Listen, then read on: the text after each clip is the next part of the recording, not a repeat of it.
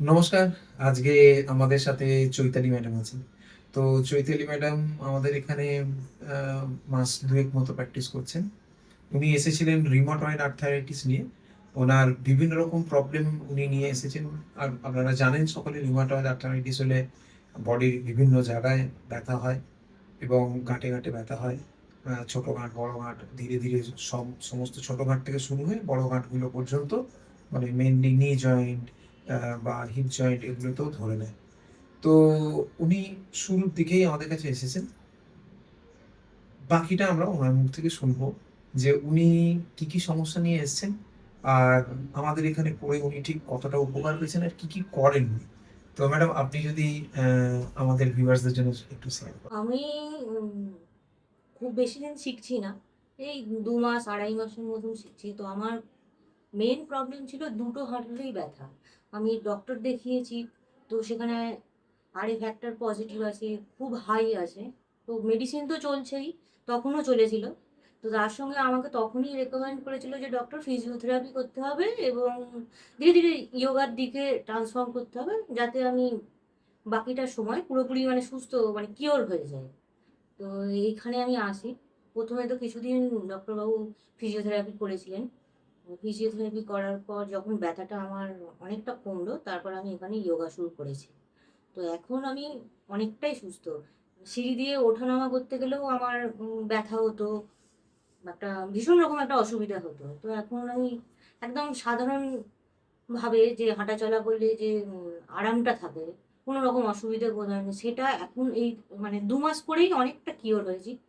এবার তো করছি এর সঙ্গে যে আলাদা ব্যাক পেইন বা উম ছোটখাটো একটু কিছুতে হলেই বিভিন্ন রকমভাবে গাঁটে ব্যথা, এইসব প্রবলেমগুলোও আমার একটু, একটু করে কমছে। অনেকটাই আমি সুস্থ। যেটা আমার মেইন প্রবলেম ছিল যে নি পেইন, সেটা তো কিওর হয়েইছে। এবার ইয়োগা করতে, করতে আশা করছি যে বাকি প্রবলেমগুলোও সলভ হবে, আরো বেটার হবে। আপনার ঘুম বা আ আপনার অ্যাসিডিটি এই সবগুলোর ব্যাপারে আপনি তো যদি যেহেতু ইয়োগা শুরু করেছিলাম তো আমি বলেছিলাম যে আমার স্ট্রেস লেভেলটাও যাতে ম্যানেজ হয়, ঘুমটা ঠিকঠাক হয়।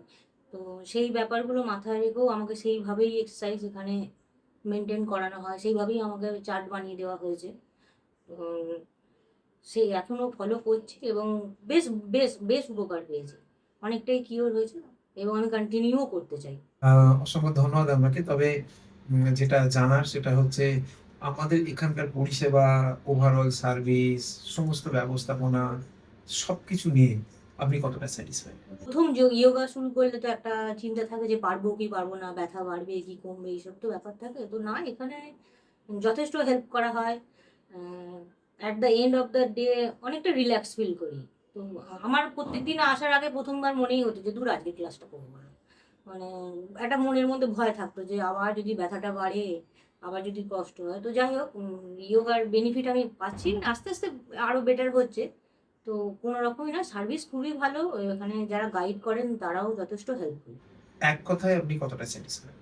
এক কথায় আমার কোনো রকম এখনো পর্যন্ত অসুবিধা হচ্ছে না এবং যথেষ্ট স্যাটিসফাইড। আমি রেকমেন্ডও করব যদি কারোর প্রবলেম থাকে তো আসুন একবার জেনেও যেতে পারেন। বাকিটা তো আপনাদের ব্যাপার। আমি আমি স্যাটিসফাইড।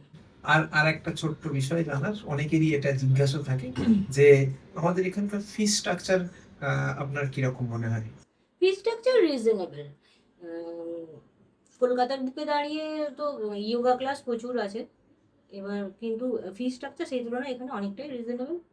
তার চেয়ে বড় কথা একটা ইয়োগা তো একটা মানে আমি যেটা বুঝেছি যে ইয়োগা তো একটা বড় থেরাপির মধ্যেই পড়ে। তো সেইখানে একটা এক্সপেরিয়েন্স ও ম্যাটার করে। তো যারা হেল্প করছেন, ডক্টরবাবু যেটা রেকমেন্ড করছেন তো সেটাও একটা বড় ব্যাপার।